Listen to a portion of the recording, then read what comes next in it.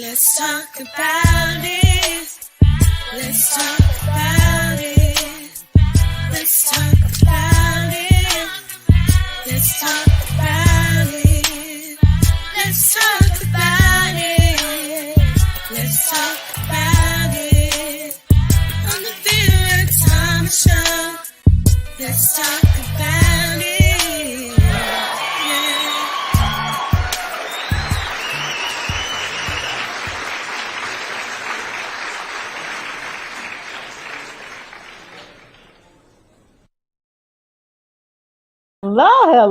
Hello. I am so glad to be here today. And I'm so excited about my guests.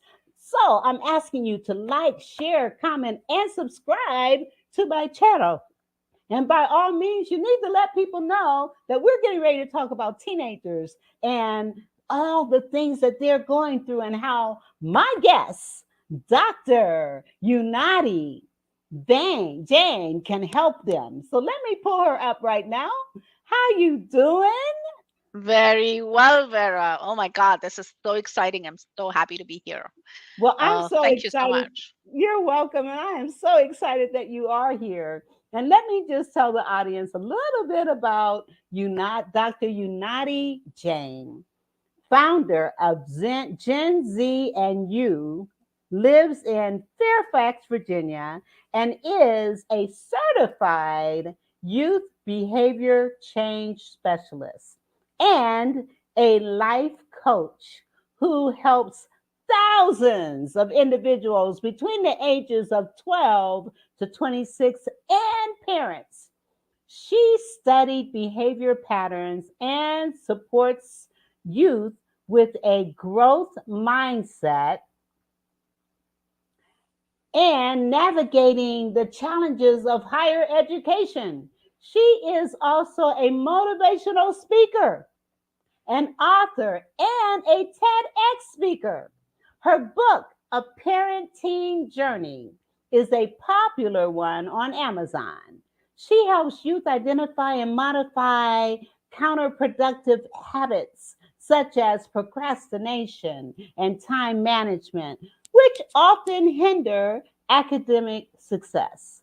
Additionally, she assists them in enhancing their interpersonal and communication skills, which are crucial for building relationships, networking, and collaborating in any environment. This includes addressing social anxieties, boosting self confidence, and fostering healthy relationships. She equips them with the tools and insights needed to thrive academically, socially, and personally, facilitating their growth and development during this critical phase of their lives. She is a confident, smooth, inspiring speaker who speaks at various summits, podcasts, schools, colleges, and various live events. If you want to know all her offerings, visit her on her website and her social media. Her handle is across as at Dr. Unnatti Jain. She can also be easily found on the TedX Speakers website, LinkedIn, Google, and social media. Now, she has a master's in philosophy, science, knowledge management, and she has a doctorate in leadership and change with a focus on Generation X. Guess what? She's also a yoga and meditation instructor. So my question is, what don't you do? I have worked on myself for years and years and years because all the things that I did in my teen years, I don't want the teens to do. So Well, I woke up late. that's awesome. So what I'm going to do, I'm actually going to give you the floor and let you share with our audience more about Dr. Unnatti Jain. And I want you to just tell us, first of all, how did you develop this passion? Tell us a little bit about your childhood and growing up and how you've come to your purpose. How did you determine what your purpose is? That's a very long story, Vera. You've given me the stage. Now, Yes, don't expect me to get off it easily. Yeah? So, when I was a teenager, I was a wreck. And you will hear it all in my TED Talk. If you go hear my TED Talk, you will get to know my story a little bit more. But in a nutshell, when I was a teenager, I did not have any focus on academics, on mental health, on physical health, or any of the good stuff that a teenager should be focusing on. I was surrounded by friends, and I was in bad company, and I was completely a child who no parent would ever want. Um, and that's the reason that I decided to educate myself with all of the degrees that you see much later in life, because I didn't do any of these in my teenage years. Um, and that's really what drove me to be who I am today, apart from the fact that my son is my driving factor also, other than my own teen years. I'm a single mother, and he was my driving factor. I separated from my ex-husband when my son was 7 years old, and I decided to give him the best upbringing that I could. And that's the reason I started studying youth behaviors, keeping him in mind. And as I studied youth behaviors, I realized that this is what I absolutely enjoy doing. And I don't want any child to go through or become who I was in my teenage years. And that's the reason I started coaching teens. And when I did my doctorate and I started studying behaviors and started assisting my own child, I realized that a lot of I started attracting a lot of youth for coaching. And that's just when I knew that this was my purpose. And I've been with the World Bank I was with the World Bank for 25 years. And uh, I've been doing this for over a decade on the side. And then finally, I left the World Bank about a year ago, and I said, I don't want to do this anymore. I want to do this full time. And here I am. I love youth, and I'm very proud to say that the youth love me too. That's I can imagine. That's awesome. Absolutely. Absolutely. When somebody says, oh, I have a teenager who is such a disaster and I don't know how you do it, I'm like, you know what? Give him to me. Give her to me. I am happy to coach them because I think youth have so much potential. All Absolutely. they need is really a little bit of a guiding light, if I may say so. Absolutely. And it's interesting because you said that you got into this field because as a single mom, you recognized that it would be beneficial to you in raising your son. And oftentimes, I would imagine that a lot of us that are coaches and involved in working with kids and parents, that's the reason we do it, because that's also the reason why I got involved. Because, raising my son as a single mom, I knew that there were some things I needed to know to better myself and to be a better mother. And so you doing that and also recognizing the things that you went through as a teenager yourself, I have to ask you, so growing up, and you made the comment, you said I was the child that no parent would want. So I want to come back to that. Now you're digging. Now you're digging, eh? Yes, I'm digging, I'm digging, I'm digging a little bit, just a little bit. I want to True. know. Let's go for it. Let's go for it. My I parents are want, not listening. I'm okay. so tell me about your parents and how they supported and encouraged you, or not. So I had great parents, and I still have great parents. With God's grace, both of them are alive and healthy. And there was absolutely no issues with my childhood. I was in a hostel till sixth grade, and then when I came in India, we call it a hill station, so in the mountains. I was in a so my high school, let's say high school, was till 10th grade. So I did my up until my 10th grade, from my sixth grade to my 10th grade, I was in the hostel. And then I came to New Delhi, the capital of India, and did my 11th and 12th grade. So, and when I came to So when I was in the hostel, it was a very protected environment. We were in between nuns. It was an all girls hostel, and we were not allowed to meet boys. We were not allowed to go out. We were not allowed to.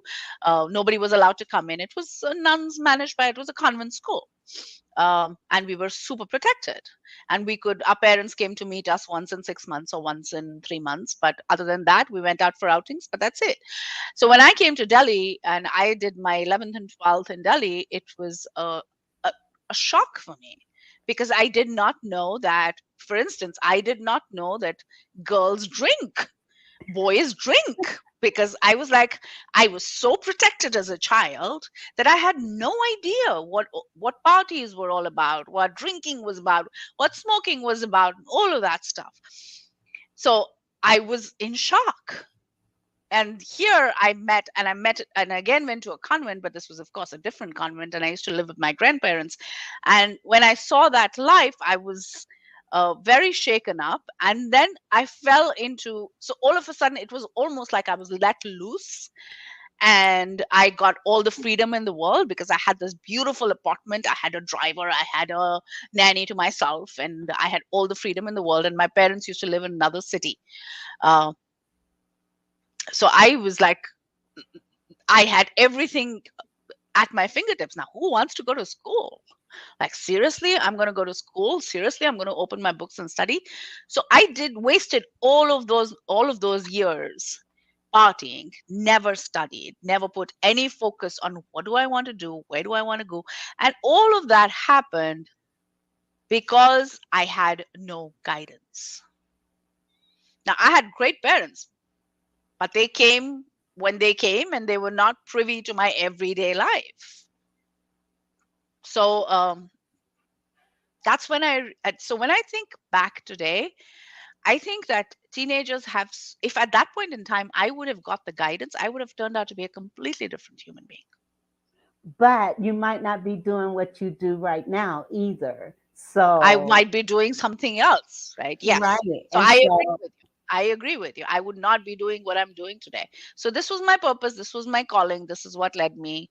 And but I think there is a lot of scope when a child is between the ages of 10 to 25.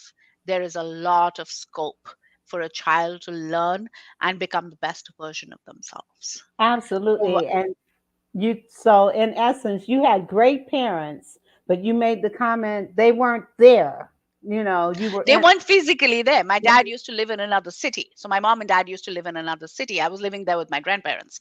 So right, my parents were not there. They were right, emotionally very connected to me, but they were right. physically not present to see my day-to-day life. Right. And I can understand that. And that's oftentimes, a lot of times, and you talked about not really having the boundaries, because when children grow up without a lot of boundaries, then they do feel that they can do whatever. and And you I know, had no boundaries. and I did not know what boundaries were, correct? So, boundaries is such an important topic, and it's so important. Structure and boundaries is so important for our youth as they grow up because they are not in control of their minds and bodies. absolutely, absolutely. But you can take it to the other end of the continuum where it's so strict and the boundaries are so rigid that a teenager will end up still wanting to go out there and experience because they weren't allowed to because of the rigid. So there's got to be a happy medium. So there is got to be, so your boundaries keep changing and adjusting as the age changes. And that's whenever I coach parents, that's the one thing that I say. And I just did I just did a webinar for North South Foundation on boundaries, and we had about 450 to 500 people. And each of them questioned, my child does not want to follow the boundaries. What's important is, what are the boundaries? How do you lay the boundaries? How do you communicate the boundaries? And how flexible are you depending on where your child is, what stage of life your child is in, how emotional is your child, and what is going on in their life, and how well do you adjust to that boundary, keeping all of these things in mind. Absolutely. Boundaries is so important. And boundaries are non-negotiable, but guidelines are flexible. So being Correct. able to recognize what those boundaries are, and like you said, at different ages and different stages, you're going to have different boundaries. And so What being worked able yesterday is not going to work today. And so what I'd like for you to do, and I'm hoping that we get some feedback from our audience, if you have some questions or you have some things that you want to share or you want Dr. Unnatti to talk about, put it in the chat so we can have a conversation. But anyway, I do want to talk about boundaries is very important. And I do have someone that just said so. Okay, Jordan, she says, very interesting information. Yes, it is. And I'm excited that we're giving it here because it's so important and it's so necessary. And so let's talk about the various types of boundaries. So let's look at now. You work with children from ages 12 to 26. Correct. So the boundaries that are imposed upon a 12-year-old or a 12 or 13-year-old may be totally different than the boundaries that are placed on a 15 or 16, 17 or 18-year-old. So Correct. let's talk about those boundaries and the difference and the impact because it's so important. All right. So let's first talk about the milestones. Let's give you certain milestones. Normally, a child hits puberty between 9 to 11, anytime, depending on the child. Some hit it at 9, some hit it at 10, some hit it at 11. When the child is till about 12, they're extremely dependent on their parents. Between 12 to 15, you'll see a slight shift where they start gaining a little bit of independence, but fights increase between parents and children. Why? Because they're still finding that happy medium between independence and between needing their parents. So they're trying to they're trying to find their safe spot. So you'll see a lot of fights between 12 to 15. And you will need to give your children more attention if they're between 12 to 15. From 15 to 17, you'll see a drastic change where the children start to begin to move away, about 14 and a half to 15. They begin to move away, and peers have more impact on them than you do. So peer pressure increases. Why? Because they are beginning to now lean towards independence. At 16 and a half, they start driving, at least in the United States. So they're beginning to become more and more independent. So your boundaries change. Now, between 15 to 17, when they hit about 16 and a half, you'll begin to see very rapid change. So rapid that you will start seeing changes, weekly changes. And your boundaries at that point in time have to be super adjusting. What worked at 15 is not going to work at 15 and a half, is not going to work at 16. For instance, if you took away their phone at, let's say, 10 o'clock at 15, not necessarily that's going to work at 16. You will have to change that boundary. 16 and a half, again, you will have to change that boundary. And at 17, your boundaries are completely changed, at Let's least talk regarding about social. Mhm. let's give some concrete examples here. So boundaries, what would be a solid concrete boundary for, let's say, a 12 to 13, 14-year-old? A solid concrete boundary for a 12, 13, 14 years old is going to be, you're not going to disrespect a parent. Your volume has to be low. You cannot use profanity. You cannot argue in front of people. You want to say something to me, you have to wait for outsiders to leave and then communicate with me. These are some very firm boundaries. Right. But unfortunately, we have parents that are cursing in front of their kids. And yet we're saying to you can't curse in front of me. That are yelling at their kids, but yet we're saying you can't yell. Yelling is not permitted. So we've got to model. You got to model We've behavior. got to model the behavior. And we do have someone here that's saying that's major information for parents and adults. Yes, it is. So tell them to come check out this show. Send this show out and let people know they need to hear what we're talking about here. This is very important stuff. Very important. And let me calm down. You're fine. You're Yeah, fine. I need to calm myself. I need to sit on my hands.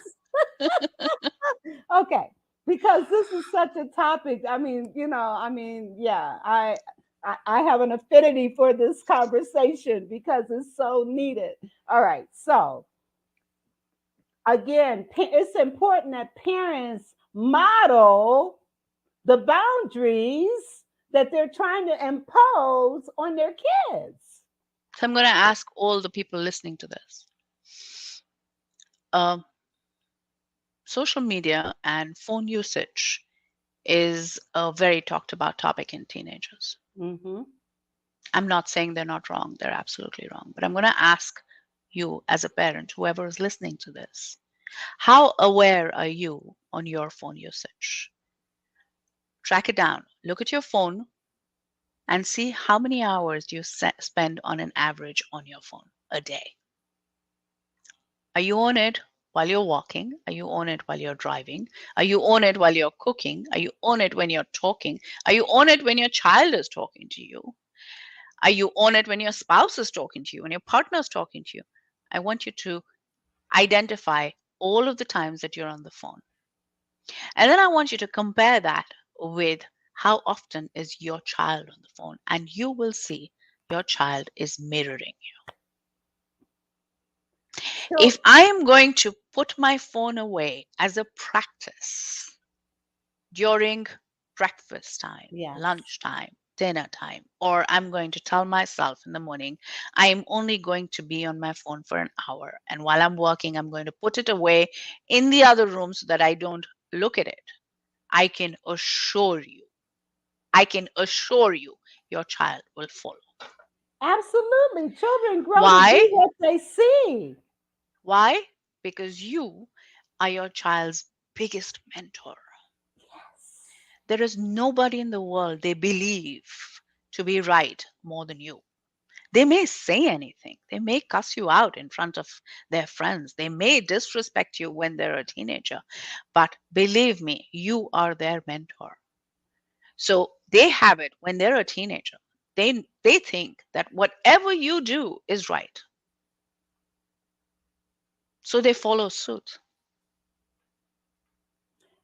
And that is so, people need to understand this. This is so important, so important, so important. Parents are your child's first teacher. And if you are expecting them to adhere to your boundaries, you have got to model the behavior that you want your child to display. Now, If here is you another thing that I'm going to say on boundaries. I'm sorry, Vera. I'm going to say one very important go thing on ahead, boundaries here. preach, girl, preach. When you are establishing those boundaries, you're saying, I'm establishing my boundaries, but my child is not listening to me. Let's say you're a millennial parent or a Gen X parent. Let's say you're 30, 35, 40. You're expecting that your child is going to behave like a 12-year-old is going to behave like a 35, 40-year-old and listen to you in one go? How? So the answer is not that I'm repeating myself. The answer is yes, I need to repeat myself. And how calm am I when I'm repeating myself so that my child gets the boundary? But if I'm going to yell and I'm going to scream and repeat that boundary, the child is going to tune me out. And not only is your child going to tune you out, but studies have shown that yelling at your children cause all kinds of issues, depression, anxiety, headaches, stomach aches, physical aches. Yelling is so detrimental to your child. And oftentimes, what I say to parents is think about it. How are you when someone's yelling at you? How does it impact you when you're being yelled at? and then amplify it in your child. And I don't think it matters what age your child is. If all you do is communicate by yelling at them, especially teenagers, you're not going to get anything done. Now, I'm going to ask you another question. If you're in the audience or you're watching the replay, I'm going to ask you another question. How many people here struggle to express themselves in relationships, at work, or to their loved ones? Most of us. You know why? People struggle to express emotions when they have gone through emotional neglect in their childhood, when they have not been heard, when they have not been allowed to express emotions.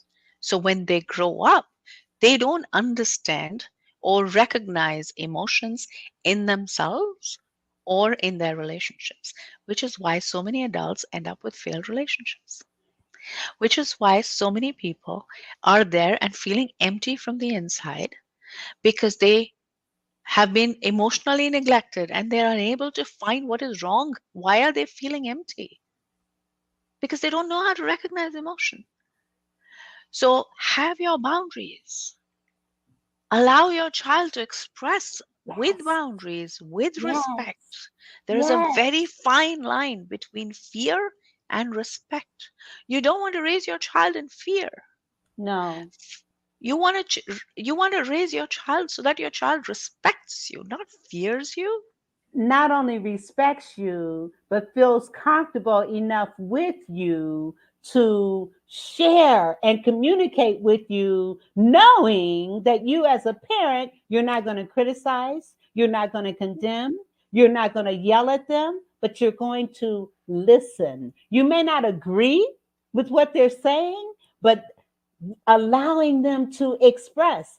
I grew up in the era where kids were to be seen, not heard. And that has caused a lot of grown up trauma and people not being able to communicate because we weren't allowed to do that as a child. But those times have changed. Kids need to be able to express, and we need to teach them how to express, not by And they yelling. will express the way you express. Exactly.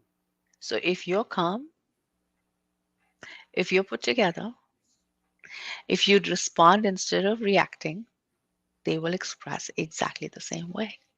And just think what a wonderful world we would have. It would, I mean, can you imagine people communicating in that way? Not yelling at each other, not Mhm. attacking each other, not belittling each other, but having bona fide conversations where people are heard and listened to, Mhm. and then expressing how we feel, having that back and forth where kids can express how they feel. And parents may say, I clearly understand what you're saying. I may not agree with what you're saying, and we may not do what you're suggesting we do, but I hear you. That's And it. I appreciate the fact And that you that's felt comfortable enough to come talk to me. and really that's all the child needs is to be heard, not a solution. You don't have to agree with them. You don't have to give them what they want.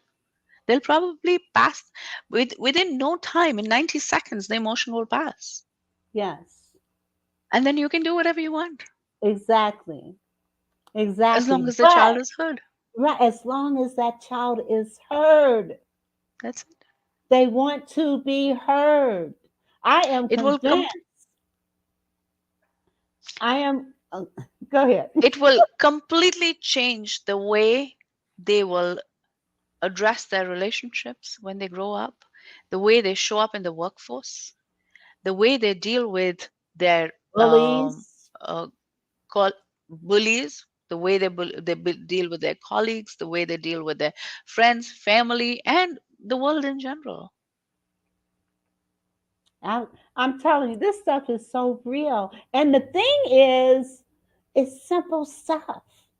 But the problem is, Simple stuff so is many, hard. you're right. And so many times we as parents, we're coming into parenting with our own unresolved issues, And studies show that 64% of parents that have unresolved issues have those issues because of how they were raised. Not sometimes, 90% of the times. We're coming in with our own issues. And that's what conscious parenting is all about. How many times are we trying to live our dreams through our child? That's another thing. Yeah. And you know, when you consider 80, close to 80 to 90% of kids who graduate from college never work in the field that they graduated from. And the reason is oftentimes, and I grew up, I mean, I was a non-traditional student. So I was in school with a lot of young kids. And I would ask them, what made you decide on this particular field? And I cannot tell you, doctor, how many times I would hear things like, well, everybody in my family has always done this, or this is what my parents expect me to do, or I don't know, I just thought this is what I wanted to do. And also, I can't tell you how many kids graduate wanting to do one thing, but their parents are hell bent on them doing something else.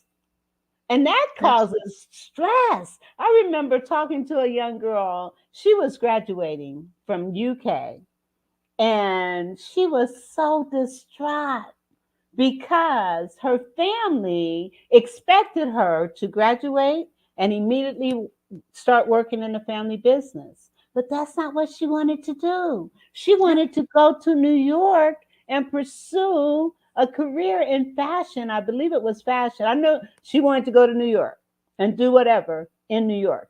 And I said to her, I said, well, you know, talk to your parents and give them, say to them, look, let me go to New York and do what I need to do. If it doesn't work out in a year, then I'll come back and work with in the family business. I said, talk to them and see if they will agree to that, because I think it's so unfair for parents to impose upon their kids the life they dreamt of, the life they wanted. It's unfair. It's not right. All right, I'm done. I'm done. You're good. You're good. Oh my. Okay. Anyway, go ahead. Yes. So boundaries are very, very important. I also have a book. Can we talk about the book now, Yes. Let Vera, me. or would you Yes. want to Let me. wait a while? No. Let's talk about the book. Let me pull it So here up. is my book. This is a parenting journey. It is on Amazon and it's in the Fairfax. I'm very proud to say that it's also in the Fairfax County Libraries now in Virginia, and we're looking to grow it and move it in every library in Virginia. So if you don't want to buy it, you can go ahead and pick up a library copy. This book is written from the perspective of an immigrant parent, myself, and a lot of the concepts that we bring to the table as immigrant parents. The book begins with my journey, so it connects you to me, understanding where I come from and why I do what I do, and what did I go through as an immigrant, raising a child who was very much an American citizen, giving him Indian values as well as American values. And then it addresses all of the things that prevent um, your child to um, stay close to you as they grow up. It addresses respect, comparison, empowerment, self love, the impact of self love, why parents need to get to know themselves so they can come from a place of conscious parenting. And self love is not massages and nails. It's a lot more than that. And that's one full chapter on that. The impact judgment has on it, the impact control has on your children, the why we need to develop trust in the relationship in long term. How can that impact your relationship as they grow older to become 24, 26, 30? How important is acknowledgement, compliments, praise while they're growing up to improve their self-esteem? And then accountability. How do you create those accountability measures where, and my child wouldn't stop calling me, the accountability measures where you can stay close to your child and bridge that generational divide that you continuously feel with the child as the child grows up.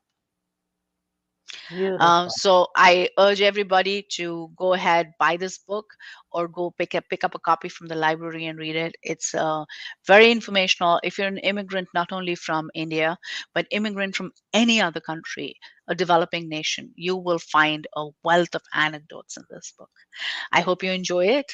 And if you like it, I would urge you to kindly leave a review on Amazon for me, please. Thank you. Yes. And this book, I'm telling you, it's like a parent's guide to raising healthy, positive children. And I'm convinced that when we raise our children to be confident and self-assured, then they will not deal with bullies. They will be empowered to speak up when they see that they're being bullied. They will be empowered to ignore what they see on social media and block those individuals that are trying to impose upon them. And I've got a commercial I need to play, so I will be right back. I got a couple. For real, take your business, any business, to the next level by joining us at the Global Awaken Trinity Summit. 4 days of opportunities and inside info you don't want to miss, as over 35 celebrity speakers will be live in person to teach you exactly how to make your business take off, grow, and thrive. From marketing tool secrets to the best ways to build relationships, partnerships, and make true connections. Founder Kessa Gooden is putting on this once-in-a-lifetime event, the Global Awaken Trinity Summit VIP Gala and Yacht Mastermind, February 29th through March 3rd, 2024 in Miami, Florida. Registration starts at 9 sharp each day. Bring your business partner, your team, your friends, anyone and everyone who wants real success. For tickets, call 404-992-3971. Tickets will not last, so call now. 404-992-3971. Or visit us online at globalawakenedevents.com, and we will see you there. As a business pro, you know the way to make real money is to have a big, qualified audience listen carefully to your every word. Step up and speak at the Global Awaken Trinity Summit, and that's exactly what you'll have. It's a 4-day event aimed exclusively at those who want to make their business, any business, take off, grow, and thrive. The best will be teaching and inspiring, and you should be one of them. From marketing tool secrets to the best ways to build relationships and make connections. Founder Kessa Gooden is putting on this once-in-a-lifetime event, the Global Awaken Trinity Summit VIP Gala and Yacht Mastermind. Registration starts at 9 sharp each day, February 29th through March 3rd, 2024 in Miami, Florida. To speak or for tickets, call 404-992-3971. Spaces are filling up, so call now. 404-992-3971. Or visit us online at globalawakenedevents.com, and we will see you there. This is a great way for speakers and coaches and authors to get their word out to hundreds of people. Thousands of people are going to be at this event, and they're having a yacht mastermind. So if you are interested in being one of those speakers, call Kessie at 404-992-3971. Call her and tell her you heard it on the Vera Thomas Show, or go to globalawakenedevents.com and you'll see all the many. There's some heavy hitters that are going to be speakers at this event. Why not be one of them? So call Kessie at 404-992-3971. All right. Now, back to this important conversation that we're having here. So I also have a TEDx talk, which I did back in April. And my TEDx talk is called How to Move from Control to Connection. And in this, I address 5 cornerstones, which are extremely important to stay connected to your child, to ensure that as your child grows up, you make that connection stronger and stronger by letting go of control. So 1, very important to create space for healthy conversations. What does it do? It actually tames defiance and it builds connection. Now, defined behavior typically peaks during two childhood turning points. One is around terrible twos, and another is around 12. So, if we create space for healthy conversations during these years where defiance is so rooted, and we control our reactions and we create dialogues, we ensure that we come from a place of response versus reaction, and your conflicts and conversations, they begin to solidify your relationship. So that's one, create space for healthy conversation, first cornerstone. The second one is the power and the choice cornerstone. I can give you my example. When my son turned 17, like every other teenager, he was addicted to social media. And while up until 16 and a half, he used to put the phone in the room next to mine. When he turned 17, he became even more independent. So until I figured out, what do I do now? I was completely confused.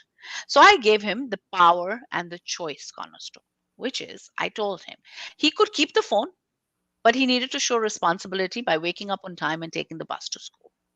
Now, if he missed the bus to school, he would pay for his ride. Very simple. I gave him power and I gave him a choice. He struggled for a week. He lost all his pocket money.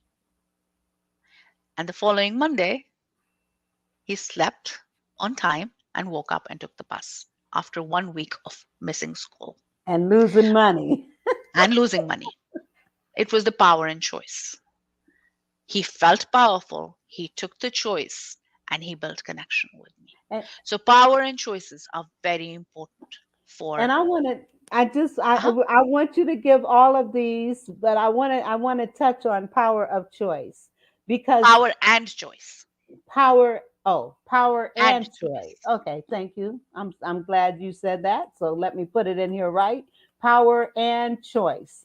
And what this also teaches is responsibility, because oftentimes, look at how many adults don't accept responsibility for the choices that they make.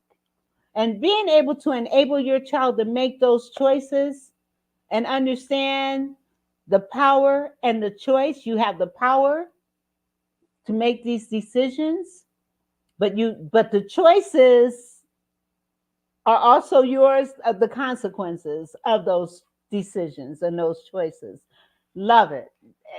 Yes. And that was something I really, really ingrained in my son at an early age. You cannot wait until a child is now.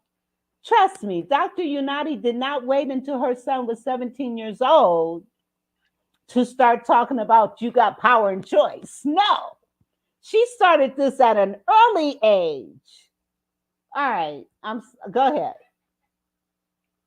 Then we move on to non-judgment and comparison. How many times do we catch ourselves telling our children, do you see the neighbor's child? He's so good in sports. He's so good in academics. She's so good in gymnastics. Why can't you be like her? Why can't you be like him? They do so much in the hope that we're giving them motivation. But it's not. We're actually doing completely the opposite. Right. And also when parents do that with each, with the other siblings, if there's more than one sibling in the house, and parents are saying, why can't you be more like your sister? Why can't you be more like your brother? It makes that child feel less than. It doesn't help them to be a better person. It makes them feel like crap. Okay, go ahead. At the very root of anxiety, depression, low self-esteem is comparison. So very important to check your judging and comparing propensities. Yes, absolutely. Fourth one is the respect cornerstone. Now, respect is a two-way traffic. We can't say that we're a parent, we need respect, but we're not going to give respect. Right. And being able to apologize to your child when you know you've been wrong. Respect is equally important to a child as it's important to a parent. If you give respect to a child, you will get respect from a child. Amen. And lastly is the trust cornerstone. Establishing trust begins with keeping your promises.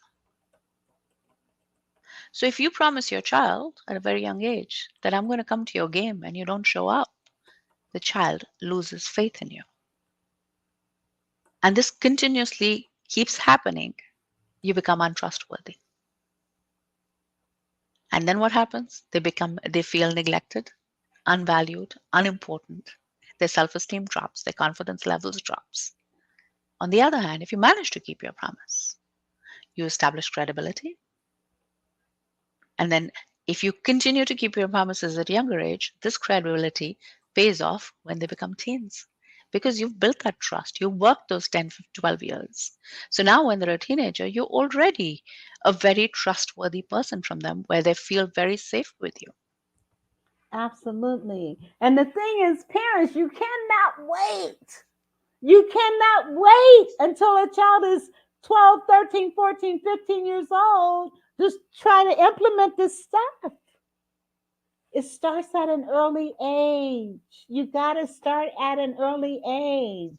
Keep your and if you are the parent that's not in the home on a consistent base, keep your promise. All right, go ahead. I really have to control myself. I really do. You're fine. Anyway. Passion speaks through you. So you're doing beautifully well. I wish everybody was as passionate as you are. Thank you. All right. So I've tried to address all elements. Between the book and my TED Talk, I urge everybody to go and hear, like my TED Talk, comment on my book, give me feedback, and follow these 5 cornerstones. And you'll get a little more detail in my TED Talk where I address these 5 cornerstones. It's very easy to say a teen keeps their door closed. A teen does not want to talk to me. There is a lot that you can hear in silence. Silence speaks volumes. Yes. You need to stop and hear the silence. Because your children, your teenagers need you more than you need them. They're super confused. Think about it. This generation is born with a phone in their hand. They've seen the war. They've seen pandemic. They've seen Black Lives Matter. They've seen Trump as the president. They've seen the first Black president. They've seen, I can't even begin to, there's so many things that they've seen which no other generation has seen. Right. The good, the bad, the ugly, the hate, the love, the indifference. They've Gun seen violence. it all. Gun violence. And pray for these. Look what's happening in Miami. In Not in Maine. In Maine. Look what's happening in Maine. Every second day you hear somebody shot this one at school. There was a shooting in this college. They're seeing all this. Can you imagine their anxiety levels? At a time like this, we are standing here judging them, comparing them, putting academic pressure on them, creating social anxiety, creating body image issues for them. So here is how I will close off, Vera. And I tell 90% parents this. I can coach your child through you. If you do your inner work and you come from a place of consciousness, half of your issues that your child faces as a teenager will go away. Amen. Because you are your child's safe space. Yeah. So work on yourself. Identify your triggers. Identify where are you coming from? What are your limitations? What is your baggage that you're putting on your child? And you'll be able to see clearly what your child needs. Very, very grateful that I was invited on the show by Vera. I do this with a passion. I'm a parenting coach and I'm certified and I study behaviors on a daily basis. And I coach children and parents on 52 different concepts. So if you have a child who you think has great potential and can go from good to great, reach out to me. I will support you and your child and help them grow into things that, into concepts that will make them a holistic individual. And I'm We telling you, say, just one last thing I'm going to say. How many times do we parents say our teens are so ungrateful? I want you to go back home tonight and think, how often do we sit down and talk about gratitude to our children? What is gratitude? How many times do you tell your child you need to wake up in the morning, open your eyes, and the first thing you need to say is, I'm glad for the sunlight. I'm glad that I'm breathing. I'm glad I'm healthy. I have food on the table. I have parents. I'm alive. Gratitude turns what you have into enough. yes, And we need to constantly tell them this, because you telling them once is not going to impact them. Their no, brains are not so wired. absolutely, absolutely. So these are the kind of concepts that we work on. The 52 different concepts includes attitude, compassion, gratitude, self-talk, self-confidence, self-esteem. We have multiple such topics. So if you want your child to go from good to great, reach out to me. Coaching is not about your child struggling. So parents, please do not think mental health is a stigma. Absolutely. Absolutely. And let me say, hi, Raul. It's good to see you. Thank you. And while Dr. Unnatti works with teenagers and their parents, I work with the younger kids so that when they get to her age, she's able to be more pliant with them, because parents have learned that sometimes their own unresolved issues are the reason that their kids are the way that they are. And so reach out to both of us and also support my show. I'm asking you to please support my show by going to Cash App, $ and still great, or Venmo at BT1117. I pulled up the wrong one because my PayPal is kind of acting crazy right now. So again, Venmo at VThomas1117 or Cash App. And like, subscribe, and support this show. And Dr. Unnatti, I appreciate you being here. What you do is so important. We have got to make a difference in our children's lives, because bullying and all the things that they're seeing in society is impacting on them greatly. And parents need to be equipped to know what to do. If your child is staying in their room and not wanting to talk to you, hear the silence. There's a reason for them doing that. If their behaviors have changed and you don't understand why, you might want to call Dr. Unnatti. Can I just mention some red flags? Yes. If your teenager is closed in a room and does not want to come out at all, is constantly on the phone, is constantly playing video games, does not want to talk to their friends, is constantly on the dining table, refuses to talk, gives you yes and no answers, sleeps in too much, sleeps too little, eats too much, eats too little. All of these are red flags. This means your child is going through something. We need to figure out what it is. It could be something as simple as peer pressure, high school pressure, academic pressure, grades are dropping. It could be anything. It doesn't mean your child has mental health issues. It means that your child is a teenager and your child needs help. Yes. Yes. So please, please, please hear what we're saying. Share this show with other people, because some powerful things were said here today. And listen, we do this because we love you. We do this because we love your children. We do this because we know that society has got to change. And we've got to be the change we want to see. Yes. All right, I do have another commercial. And then I will be right back. Let's see, where is, okay. Mama Knows creates high quality products that are available to be used on multiple textures of hair.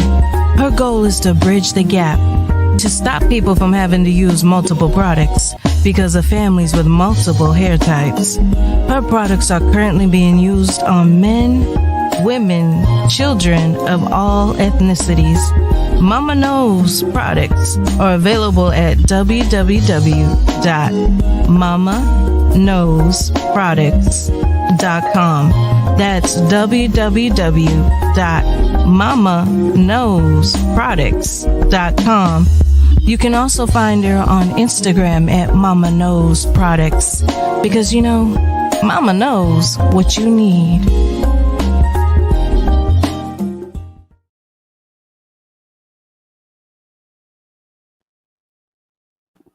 Mama knows what you need for Absolutely. products, and not only with these products, but Mama knows what you need. And so, Exactly. and these products are for all ethnic groups, for children, for women, for men. So you can go to mamaknowsproducts.com because Mama knows what you need. All right. Now, listen, I appreciate you so much. And again, let me put her information down so that you can be in touch with her. Check out her TEDx talk.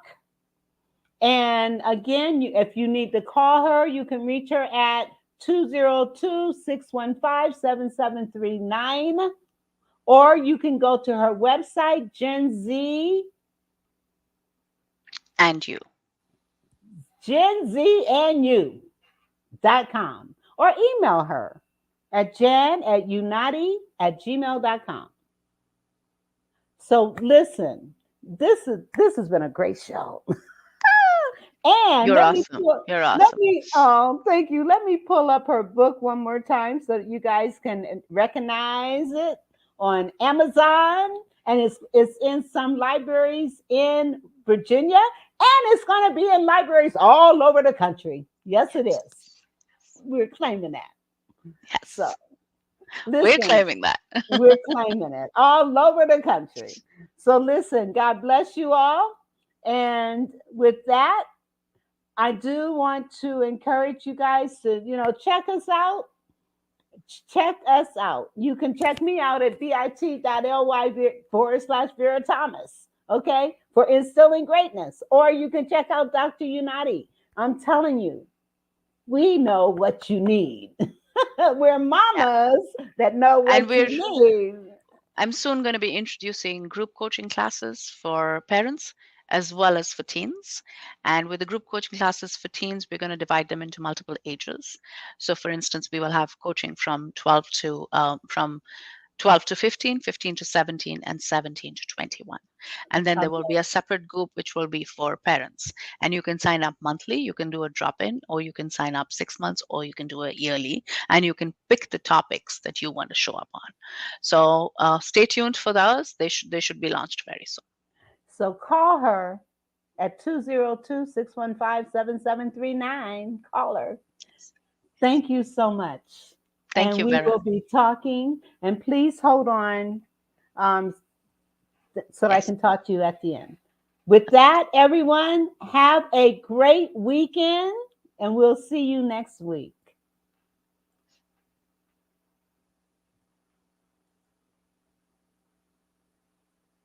Okay.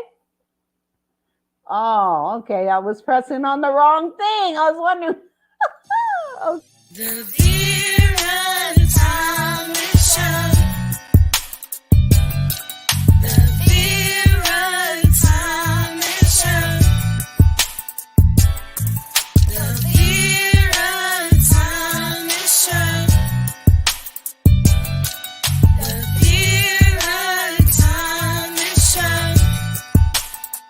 Let's talk about it. Let's talk